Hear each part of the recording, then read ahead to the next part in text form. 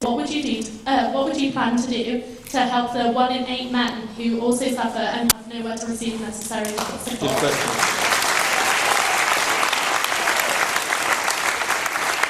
And there's a lady over here. Hello, my name's Helen. Hi, Helen. The current government is allowing rural areas to be littered with current profitable housing estates that will not be socially or environmentally sustainable in the long term. Does the Labour Party have a policy to allow properly sustainable plans for new housing without permanently damaging the British countryside? Okay, I'll take that around, and I'm going to be reasonably brief because I want to get many more people in. Let me go in reverse order again. Helen, your question, the answer is yes, we do have a plan. So one of the things that we've said, and I think this is really important, is that when local housing permission is granted, the council should be able to say, let's set aside at least 50% of that housing for local people on an affordable basis, not out-of-town buy-to-let landlords.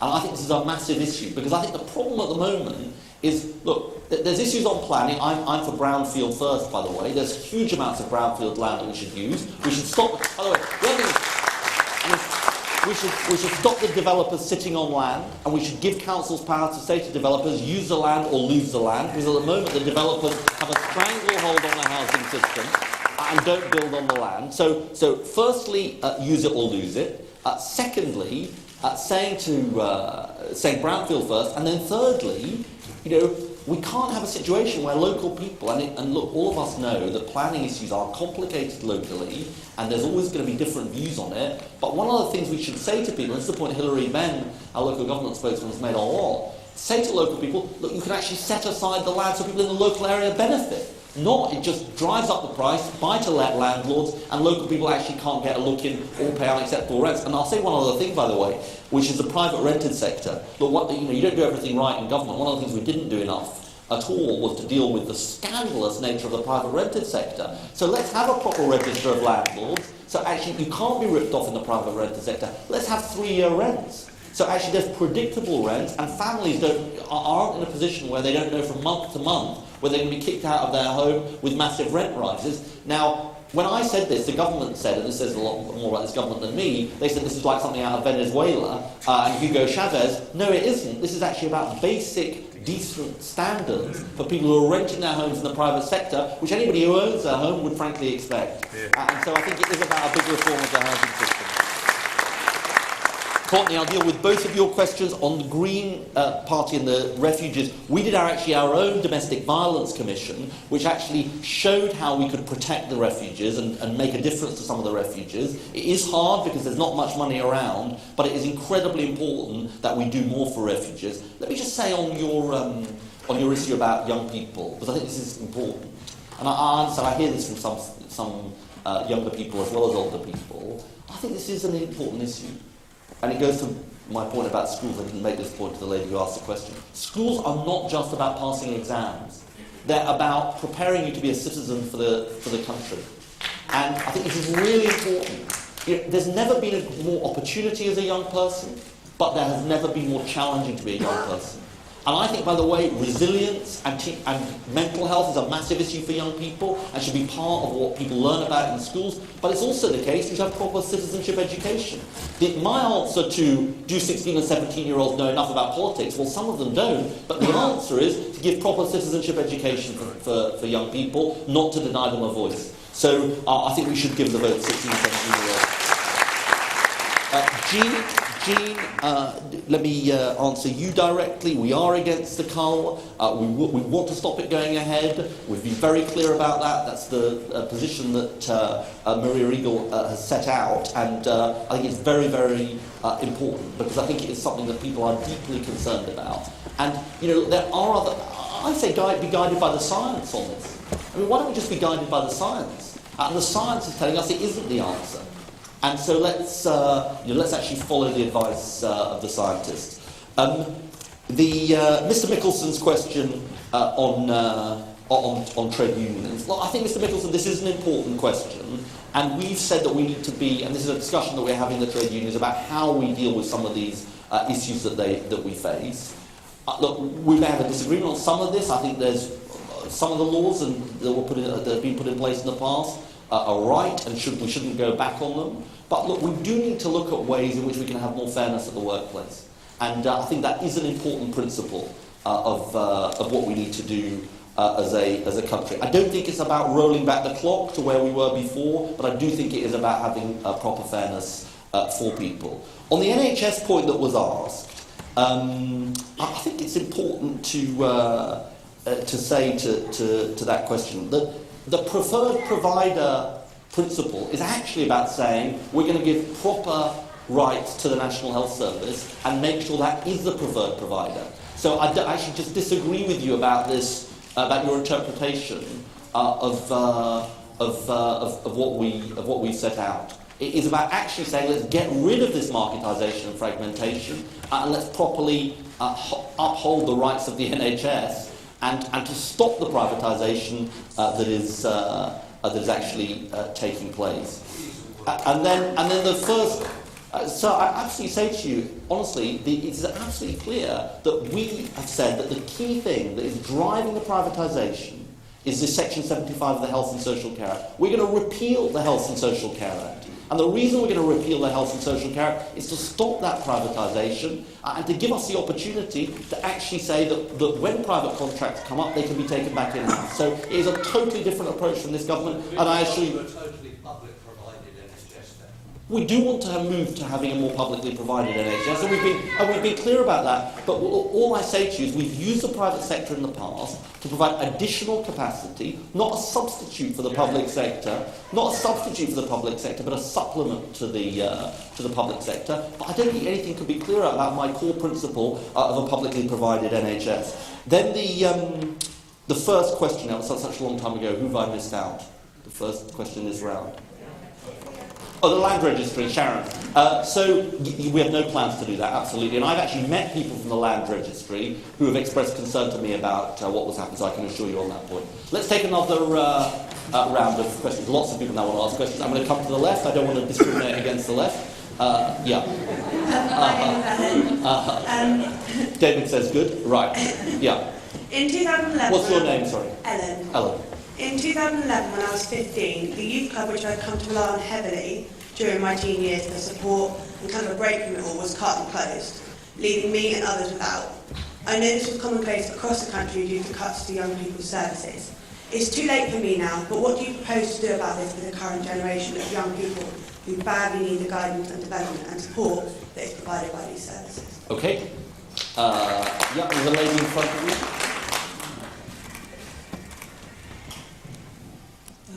My name's Mary. Hi, Mary. I'd like to ask what we can do about the right-wing press who are owned and controlled by the people who are benefiting from this government.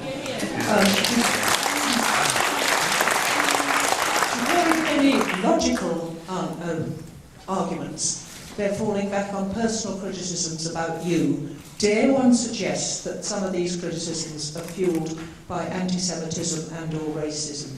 Okay, thanks, Mary. The lady here. I'm just showing how much I'm favouring the left in this round. Right, lady here. I come from a family that has provided soldiers for the country, and I also come from a Christian background, and I see the argument of equality being used to undermine the faith values that were passed to me by my family, where family and freedom were underpinned by faith. I would like reassurance that we're not going to see any more isolation and discrimination against long-held values of this country. And to that end, I have a small gift for you, which I would like you to accept. Thanks very much. What was your name, I'm sorry? Elaine. Okay, and then there's a gentleman here. I'm going to take these three questions here. Hello, I'm George, I'm a student. My question is basically, how do you plan on reducing the deficit? Because I reviewed your manifesto last night and it mentions a lot about spending, for example, on 200,000 homes to be built each year, but it doesn't mention much about how you plan on increasing this revenue. And I know that your party is very easy on slating the Tories, but in fact they haven't introduced a policy which has resulted in 2.6% economic growth in 2014, which is the fastest pace we've experienced since 2007. So my question is, how are you going to reduce the deficit? Thank you for your question. And there's a lady behind you, and then the gentleman behind. My name's Ella, and I'm just asking about the university tuition fees, because at the last election the Conservatives said that they wouldn't increase them in their manifesto, and the Liberal Democrats said that they would try to reduce them, and they kind of did the opposite. And this general election, I don't know whether it's true, but I saw something about Labour saying they reduced it to 6,000, and I was wondering if that's true and what you would do about the tuition fees. Yeah, well, thank you. And then gentleman behind you. Hello, my name's Richard. You said earlier that climate change is a very important issue. I'd like to know why Labour's for fracking. Okay. Let me. I'll take that round. I've done plenty of time for another round at least. So, Richard, on your point, I actually think we won a very, very important victory in the House of Commons the other day, because the government was trying to plough ahead with fracking, and we said there were 13 conditions that we were going to set out before it could possibly go ahead: environmental conditions, safety conditions, local conditions. And they resisted and resisted and resisted, and then eventually they gave way without a vote. And I think that's really, really important. Let me just set out my position on this. I think it's important not to just set our face against this in principle, but I think there have got to be some really high hurdles passed before it can possibly go ahead. Now, you might say, well, why are you setting out that position?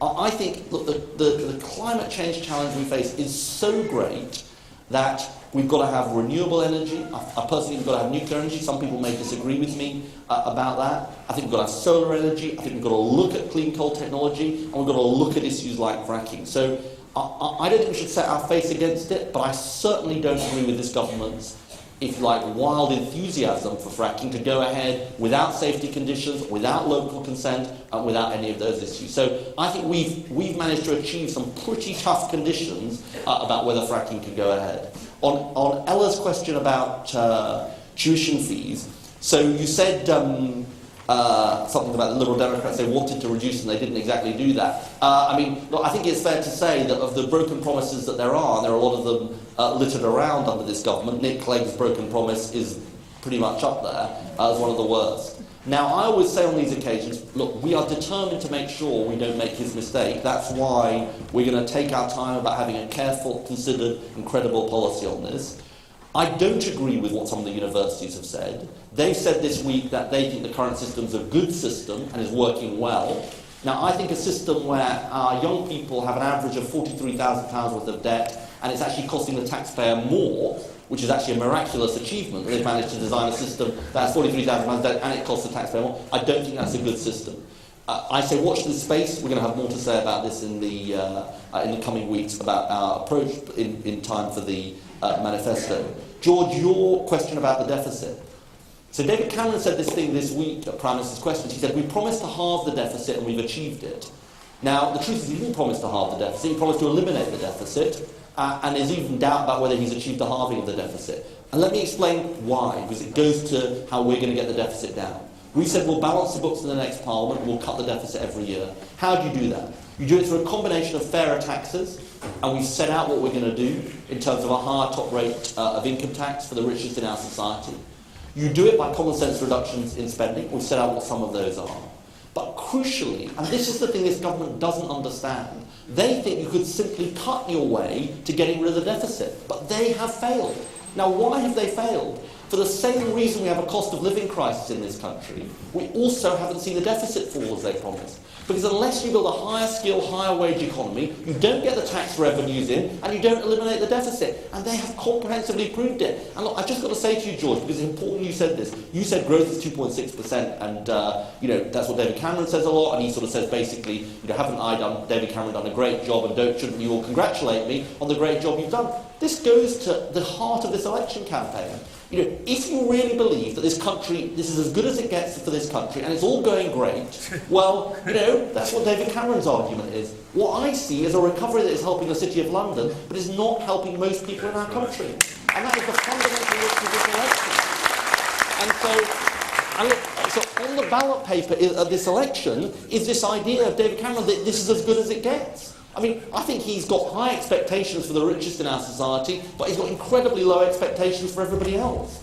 And so, look, I think that these issues are at the heart of this campaign. Elaine, your question about equality issues. Look, the way I think about this, and I think look, people will know some of the issues that you're concerned about, is I think there needs to be dialogue, and I think dialogue is important, and people need to feel there's dialogue. But I'm also going to say this to you, and you may not like all of what I say here. I think there are some principles about equality which, for me, are fundamental principles to the heart of our country. I just want to take this on directly.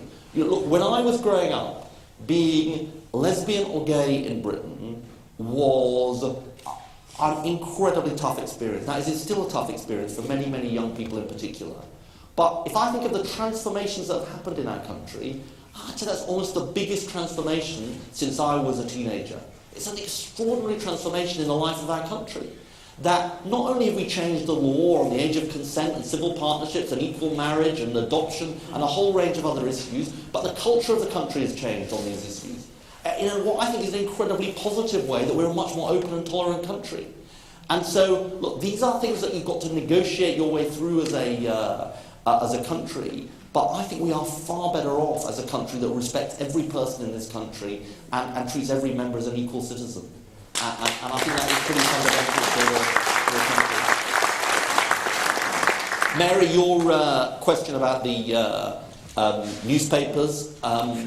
Look, I think they're a bit like the weather, which is that, we complain about the weather. Not today, we don't complain about the weather, but we complain about the weather. But I think, in a way, I kind of leave that to others, because I think it's better to just go and fight the campaign and to fight on what we believe. And I'm not going to, ascribe motives to them. I think fundamentally, those who are opposing us, it's not for reasons that you said. I actually think it's because they don't want the country to change, and they think there's a big, there could be a big change in the country.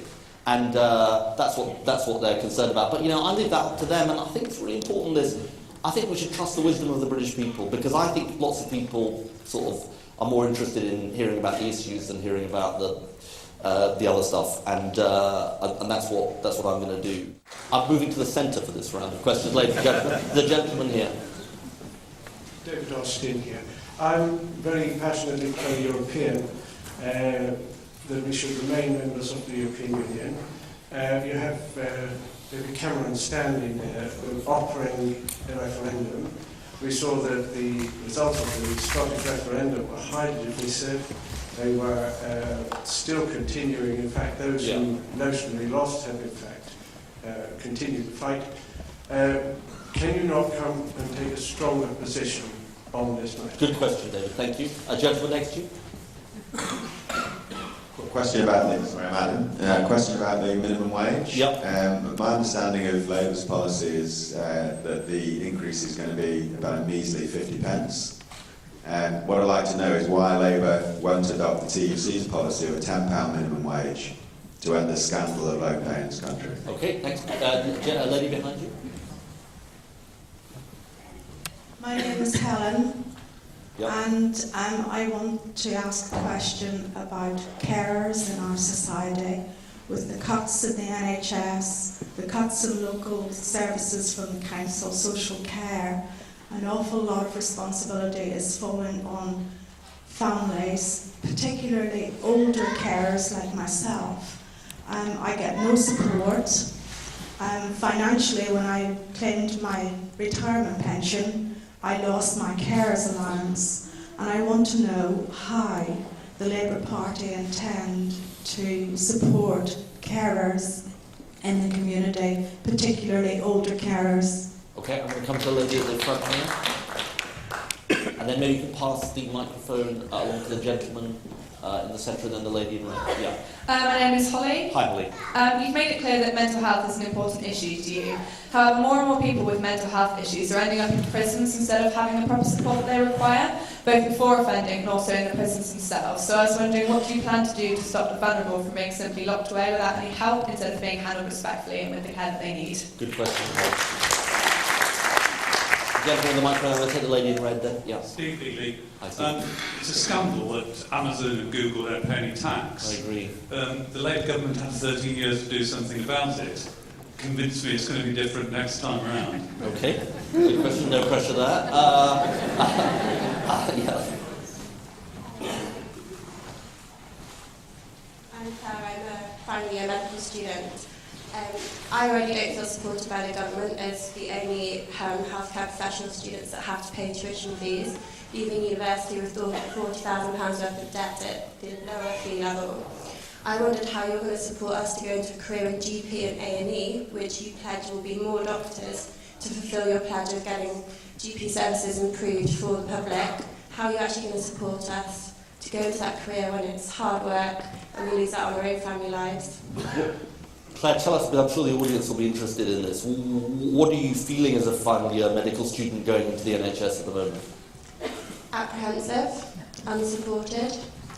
I feel I won't even be earning enough to pay back my student loan in the first few years, expected to work long shifts, antisocial shifts. I'm prepared to do it, I signed up to do it, and I want to help the public. But I do feel like the focus in the governments is on how they can change services and do this and make us jump through hoops, quaff targets in the GP surgeries, but not much has actually been asked about what the doctors will have to do, and not much information is given to us. Good question, thank you. Thank you for your question. And there's a lady here, and then a gentleman behind you.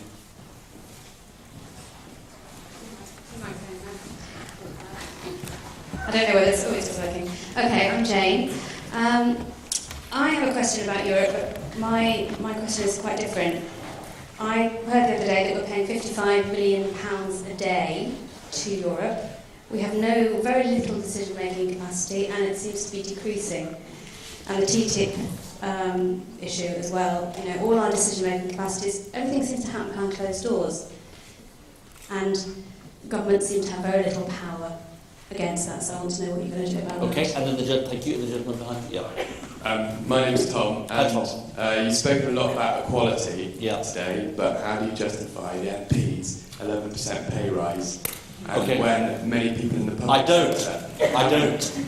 I definitely don't. Good question. I don't think the MP's pay rise should go ahead, and we're going to have to stop it going ahead.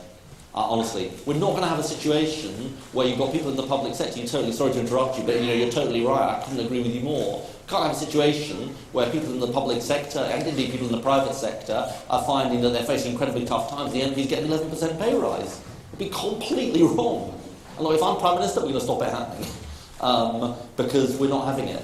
And, look, one of the principles of the 1945 government was, and I think it's an important principle of our country, is this sense of fair play. Not a sense that this is going to be easy, but a sense that actually, I hate to use the phrase "in it together" because George Osborne used that phrase, but a genuine sense of that. And you can't have MPs, having that kind of pay rise while everybody else is facing tough times. So we'll stop it happening, Tom.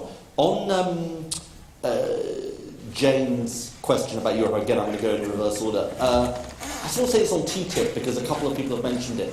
I want to look you right in the face. We are not going to let TTIP have privatisation of the NHS by the front door or the back door.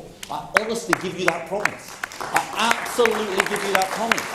There's just no way we're going to let this happen. I mean, we're not going to let TTIP privatise our NHS.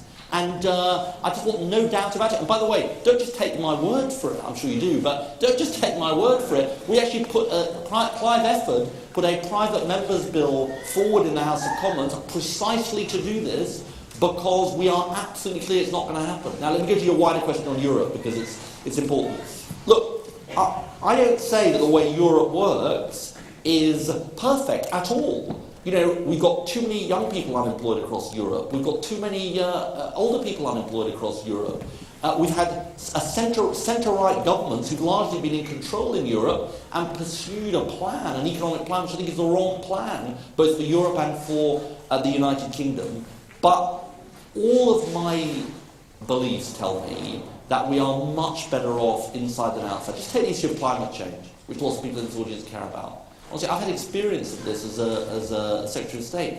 We can only tackle the issue of climate change if we cooperate in Europe. We're 2% of global emissions, and Europe is about 15 or 20% of global emissions. We are much stronger in Europe. And then think about climate change and terrorism and the single market. We're much better off and being an outward-looking country. So I'm not arguing for Europe about the status quo, and this goes to David's point. I'm arguing for a changed Europe that actually properly works for people, just like a Britain that works for people. But, we've got to stay in, honestly.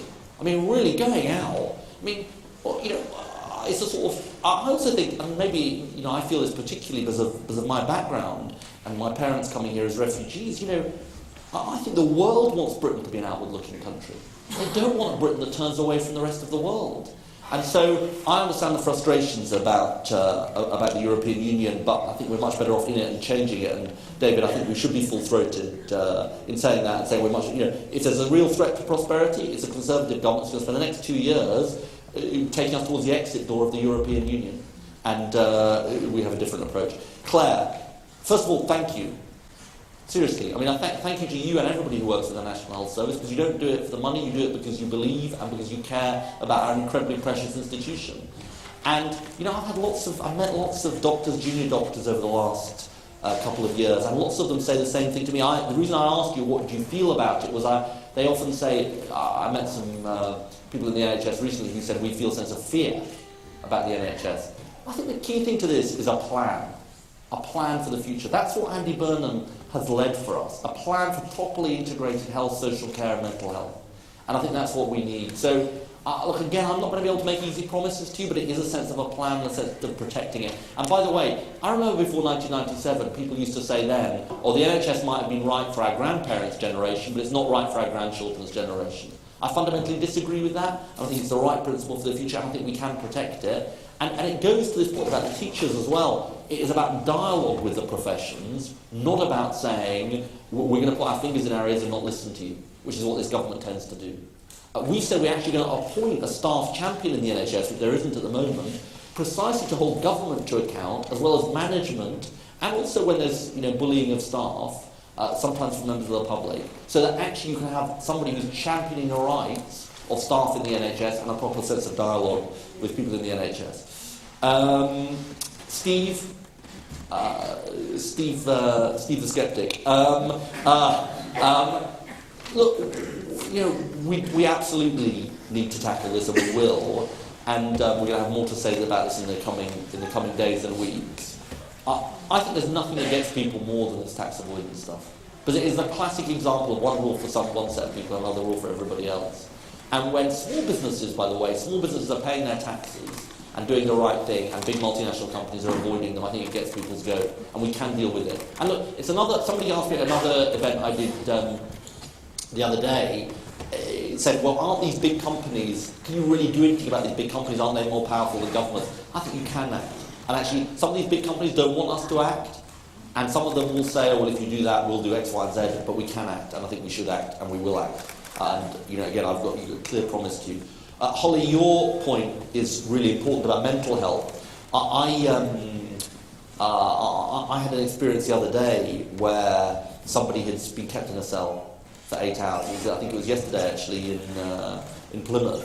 And we've said we will make mental health more of a focus for the NHS budget, which I think is really important, partly because it saves money, by the way. Because if you deal with mental health early, it can actually save money. And we've said we'll make child and adolescent mental health more of a focus within mental health. Because mental health is a poor cousin of physical health, and child and adolescent mental health is a poor cousin of all mental health services as well, and actually is where some of the biggest gaps are. I'm going to race through these questions because I think I want to get more people in. Helen, your question about carers is really, really important.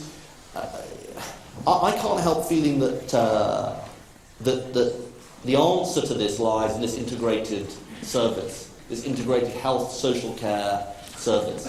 Because at the moment, if the two parts of the system don't talk to each other, I think it just actually massively increases the pressures on families and people. I think respite care is a really important issue. You probably would say that from Europe. And it's non-existent, and I know it's a big... I just want to put on record, I know it's a big priority. On the question about the minimum wage... Honestly, who asked the question? Yeah. This is something that our opponents have been saying. I just want to be clear about this. We're the first government, the first opposition party or government to say, to make this following pledge. Not only are we going to raise the minimum wage in the next parliament, the moment the Low Pay Commission sets the minimum wage, we're going to raise the minimum wage. We're not just going to raise it by more than prices. We're going to raise it by more than average earnings. That is an absolute commitment. We're the first government or opposition party to make that commitment. And we're going to raise it from something like 50-odd% of average earnings to much closer to 60% of average earnings. Well, I know we need to raise it. Look, well, I know it isn't good enough. We need to do more. We're going to raise the minimum wage by approximately 20% over the course of the next Parliament. So, and alongside that, a commitment to the living wage. A clear commitment to encourage companies to pay the living wage with tax breaks for the living wage. So, look, I honestly say, in terms of an assault on low pay, I think we have a much, much more radical manifesto than any party's had before. Let's take one more round. I'm being given rude signs. I'm supposed to stop, but I'm going to ignore the rude signs. There's a lady here. Hello, Ed. I'm Sandy. Hi, Sandy. How safe will our finances be in the hands of the Cabinet that would invariably include Ed Balls, given his close relationship with Gordon Brown, when they both presided over one of our biggest boom busts in history? There's a second part to my question as well, which is very important.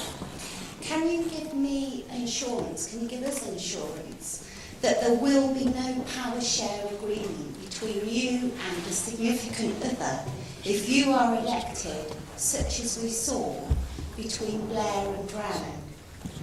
Okay. The gentleman in the pink. I'll give Ed Balls your regards, by the way. Is this on? Yes.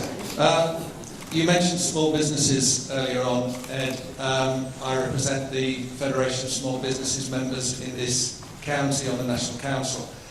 We're very interested in hearing from you your real sort of key points on how you're going to support the growth of economic development in this country through small business. What's your name, sir? Terry. Terry. Okay, good question, Terry. And I'm going to take one more, the gentleman in the middle here. And I'm sorry I don't have time for more. Hi, my name's Zach. My question is regarding electoral reform. So today is fantastic to have an opportunity to speak to you and have this point of access. But call me a bit cynical, but I think part of the reason is that Stroud is a marginal seat and it's going to be a big battleground in the election. You're a bit cynical. Yeah, I mean, I think if we were in a safe seat with a 15,000 majority, you wouldn't necessarily be here. So whilst it's great that you're here, our electoral system is one that gives certain people opportunities like this and certain people not, depending on where they live. And to me, that seems wrong. Do you have any plans to either go to a referendum on actually a proportional system, because the referendum we had on AV is pretty much the same as first past the post, it's not proportional. Do you have any plans to move us towards a fair electoral system, which is truly one person, one vote, and doesn't effectively disenfranchise people who live in safe seats? Okay, good question. I'm going to actually take another couple, I can't resist. There's a gentleman right at the back. The gentleman right at the back, and there's a lady then along the road. Yeah. Hello, my name is Hugh. Thank you for mentioning that this is a crucial year for climate change internationally. Do you accept that the framing of those negotiations around greenhouse gas emissions is flawed, and that an international agreement to limit fossil fuel production would be much easier to implement? Is this about where you... Sorry, just keep the microphone for a second, Hugh. Is this about where you count the emissions? No, it's the notion that there is an all-time cap on how much carbon we can put in the atmosphere, and it would be a lot easier to say, OK, let's not get it out of the ground, over and above that. So instead of all this stuff about emissions trading, you would look at the how much of the carbon is in the ground in the various forms of coal, gas. Have you given me the book? Were you the person that gave me the book? Yep. Hugh's given me a book, ladies and gentlemen, to read. What educate me. So I haven't actually had a chance to read the book you just gave to me just before this session, but... the answer is not in the book. Oh, the answer is not in the book. Are you going to give me another book which answers the question? Right, okay. And there's a question here. In local council settings, do you prefer the committee system, or do you prefer the cabinet system? I'm going to come and just... Maybe you can repeat the... Do you prefer the cabinet or the committee system in local councils? You're asking about the cabinet or the committee system? Yeah. The cabinet or the committee system in local councils? Maybe I should have a show of hands in the room on this question. do I prefer the cabinet or the committee system? Look, I actually think that what matters is having good local. I think what matters is having good local councils, and they're going to come in different forms. So, Labour used to have a position that we wanted to impose a mayor system on lots of places. That hasn't been universally popular, I think it's fair to say.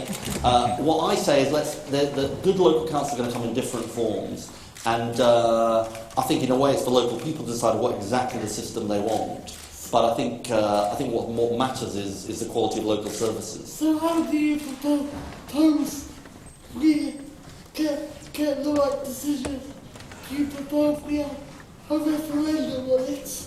I think it should be for local people to choose what kind of system they want. I suppose the thing I would say, and I'm going to address this to the whole audience, but I think it is important, is that I think that one of the things we have in this country, and nobody's raised it, this gentleman's raised this issue, and I think it is important, is that we are far too centralised a country.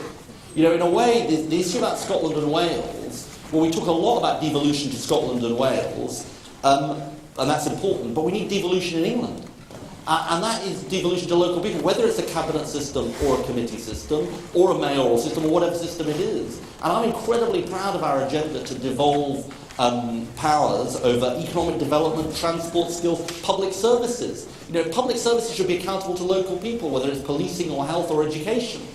Because actually, if you don't have power accountable, then people get disillusioned with politics. And in a way, that does go to the question about PR.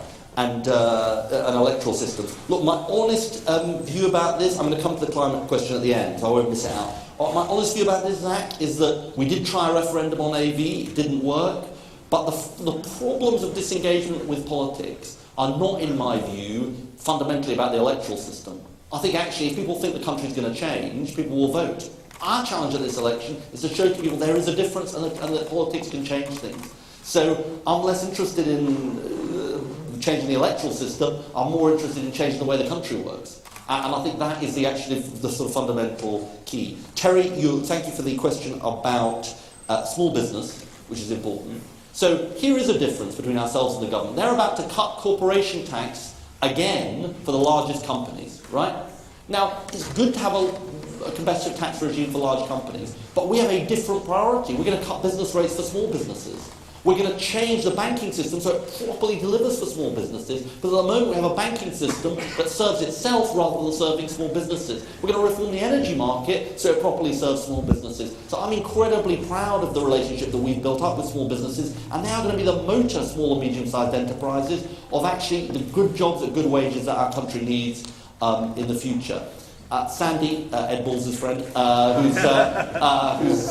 who's here. Let me just say a couple of things about this. Look, the first thing I would say is when you lose an election as an opposition, you've got two choices. You can say, well, we got it all right and the electorate was wrong, or you can say we got some things wrong.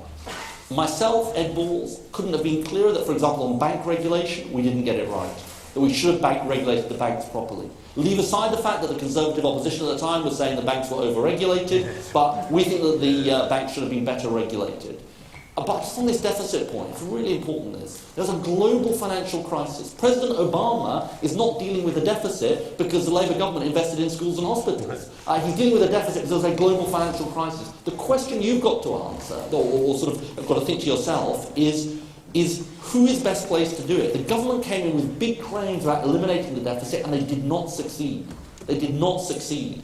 And I think that's because of their economic strategy. So, yes, absolutely, we're going to show to people that we're going to have sound economic management, but I think we've got a better strategy both for the way the country works for people and for getting the deficit down. On the question that was asked about, Hugh's question, about climate change, and I'm sorry the answer isn't in the book, because it was quite a long book, and I thought it might be in that.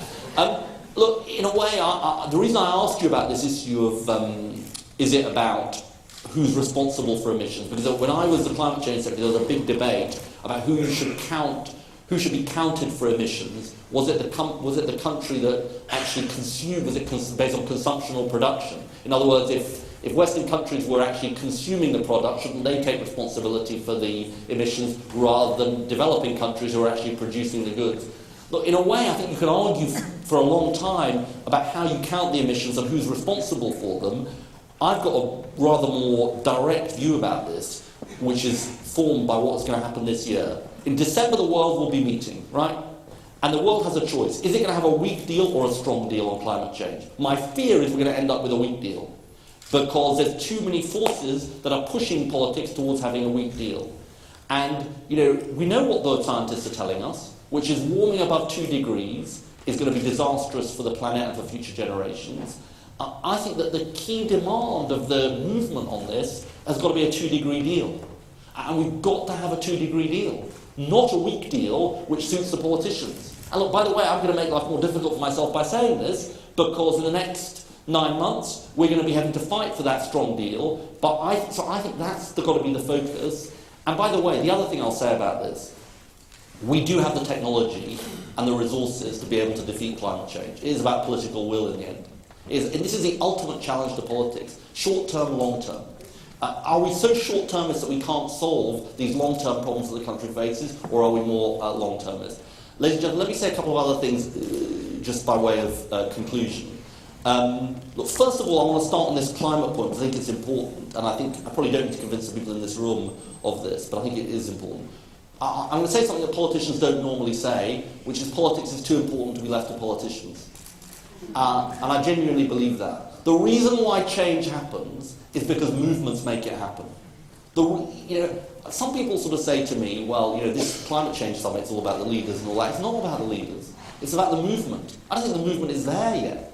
I think the movement needs to be much more loud about what happens in Paris in December, and whether we're going to get a good deal or a bad deal on climate change.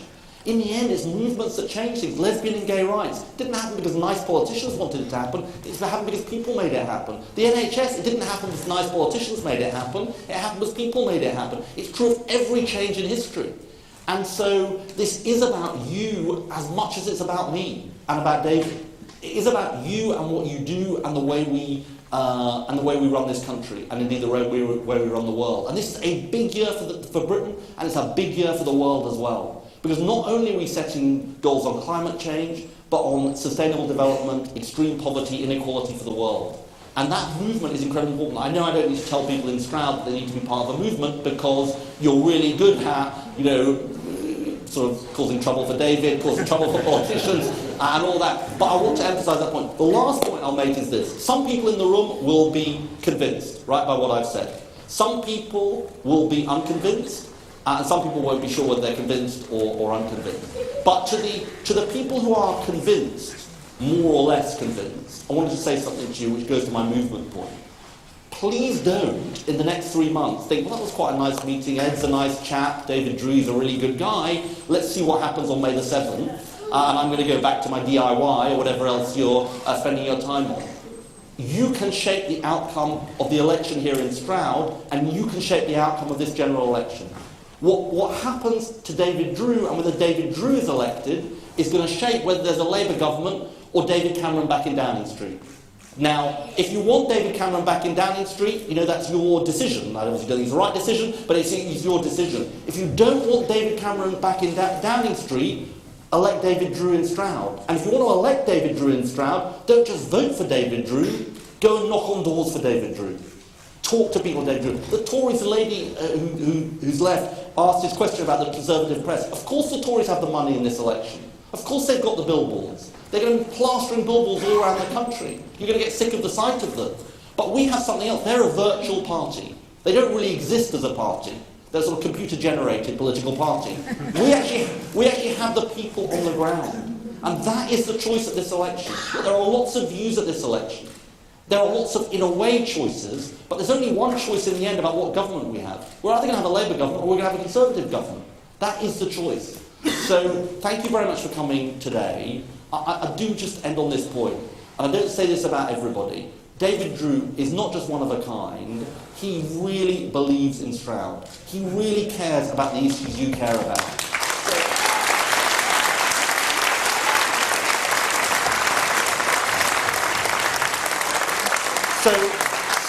So make sure, come rain or shine, the next 3 months, if you want David Drew as your MP, you know you can make it happen. Thank you very much. I've really enjoyed the conversation.